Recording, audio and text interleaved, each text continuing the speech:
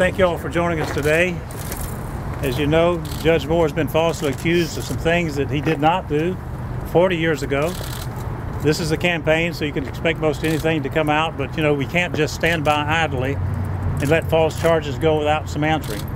We've had a lot of people tell us different things about some of these stories, and we're checking them all out. But one thing I can tell you is we do have some information that we're going to share with you today, and we know that you're going to share it with those folks that you're communicating with about some of these charges. I am Bill Armistead, chairman of the campaign for Judge Moore, and I want to introduce to you Phillip Juaregi, who coincidentally was chairman of Judge Moore's campaign for Chief Justice back in 2000. That's right. He's an attorney, and he is representing us in this case, and I'd like now to turn this over to Mr. Juaregi, and he'll make some comments. Thank you, Bill. Thank you, Phillip. Appreciate y'all being here today. This is very important. Of course, there have been some serious allegations, and we really appreciate the media and what you guys do to help get the word out and spread the truth. Just as an aside, I've known Judge Moore for 24 years. When these allegations came out within the last week, it was incredibly painful for him, for his wife, his mom, his daughter, grandchildren. You know, in these types of cases, there's always someone who's alleging and the other person. And in those cases, when it's true, it's horrible for the person making the allegations. But when the allegations are made and it's not true, it's also horrible for the person who those allegations are directed against. Back in 2000 that Judge Moore asked me to be his campaign manager, campaign chairman, and it was one of the greatest honors and remains today and always will be one of the greatest honors of my life. During that time and afterwards, he asked me to be his attorney, and I was one of the attorneys that represented him in the 10 Commandments case. And as you know, there have been some other cases over the last 20 years.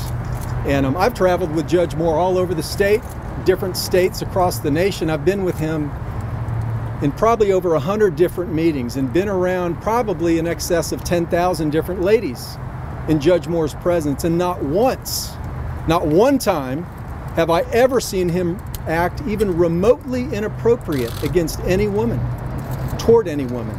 Not when they were walking away, not when he and I were in private afterwards. That's the man that I know and that I've known for the last 24 years. Now, the allegations that have come out, I hope you understand, it takes time to work through this.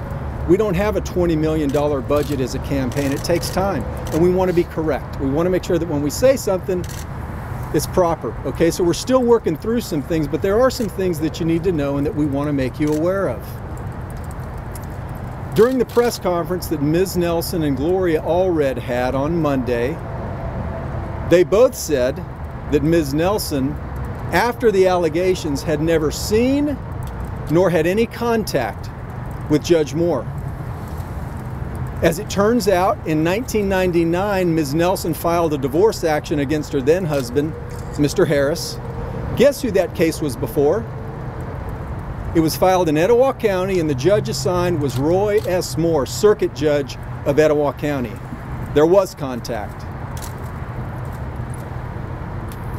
Judge Moore signed an order in that case as well, and we'll talk about that in a minute.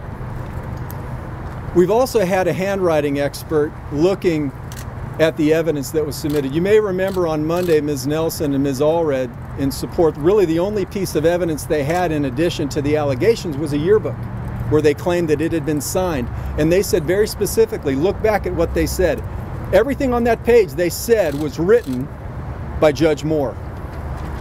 Now, Judge Moore not only has denied everything she said before, but now flatly denies that.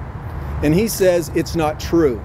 We have a handwriting expert, pardon me, that's looking at those.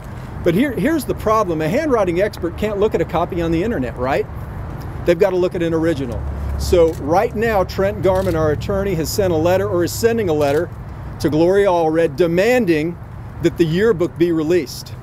We'll send it to a neutral custodian who'll keep chain of custody, and our professional expert will examine it, and we'll find out, is it genuine or is it a fraud? There are a couple things also that you need to know. I'm not going to go into everything that's on that paper because, again, we need to have our handwriting expert draw some conclusions. I'm not going to draw them today, and I'm not going to make any allegations that we can't support with an expert. There are a couple things that you need to look at. Look at the 1977 after Merry Christmas. Look at those two sevens. And then look below at the 77. And I want to ask you, do you think it was written by the same person. I want you to look at Old Hickory House, which they say Judge Moore wrote. Judge Moore says there's no way in the world that's his handwriting. And I want you to look at it. Look at some other writing of his and make your own determination. That's what our expert will be doing. But for now, I'm asking you all to take a look. Use your judgment.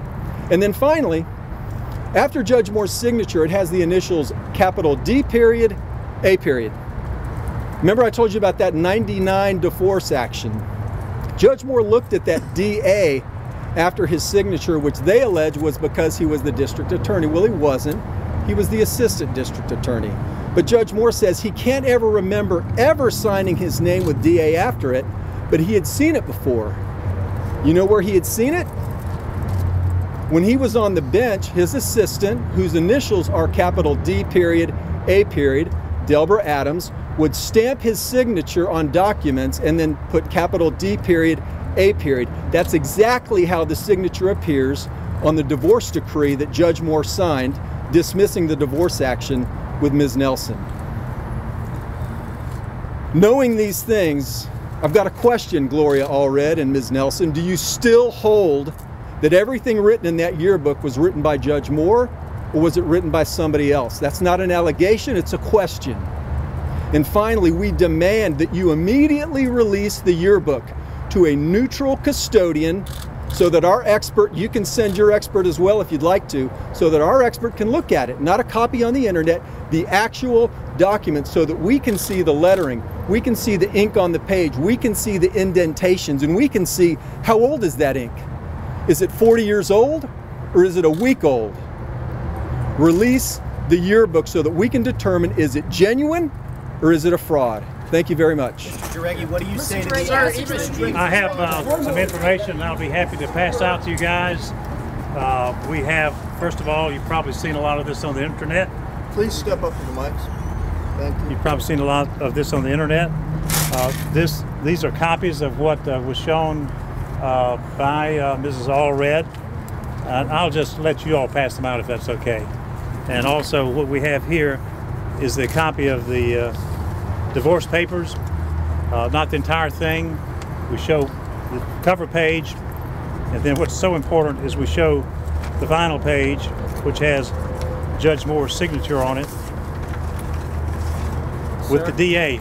Sir, I have two quick questions. Are there any see circumstances? We have the Roy Moore signature here, and the DA, which was added by his assistant, the same DA initials that are written on the yearbook. Bill, does Judge Moore plan to testify under oath like Ms. And I'll be glad to start these on this side. Sir, and since this is a legal matter, the legal expert has spoken. Didn't Judge Moore say that he had never met her? Thank you very much. Why didn't you answer the original interview with Hannity?